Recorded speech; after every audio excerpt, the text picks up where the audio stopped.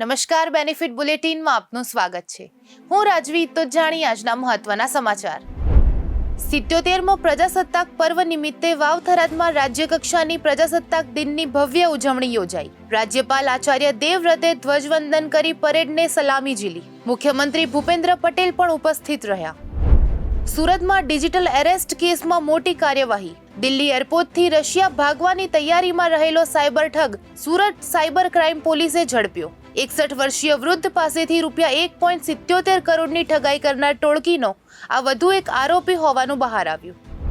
રાજકોટના Thorala police station પાછળની ઝૂંપડપટ્ટીમાં અચાનક લાગેલી આગે ભારે હડકંપ મચાવ્યો. જોત જોતામાં 16 થી 17 ઝૂંપડાઓ બળીને ખાખ. ગીચ વિસ્તારમાં આગ ઝડપથી ફેલાઈ. ફાયર વિભાગે સ્થાનિકોના હોબાળા વચ્ચે સમયસર આગ કાબૂમાં લીધી. સદનસીબે કોઈ જાનહાનિ નથી.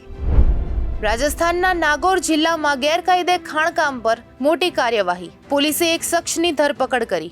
ફાર્મ હાઉસમાંથી આશરે 10,000 કિલોગ્રામ વિસ્ફોટકો અને ડિટોનેટર સહિતનો મુદ્દામાલ જપ્ત. આ કાર્યવાહીમાં મોટી દાણચોરી નેટવર્કનો પર્દાફાશ થયો છે. સમગ્ર નેટવર્ક સુધી પહોંચવા તપાસ તેજ કરાઈ.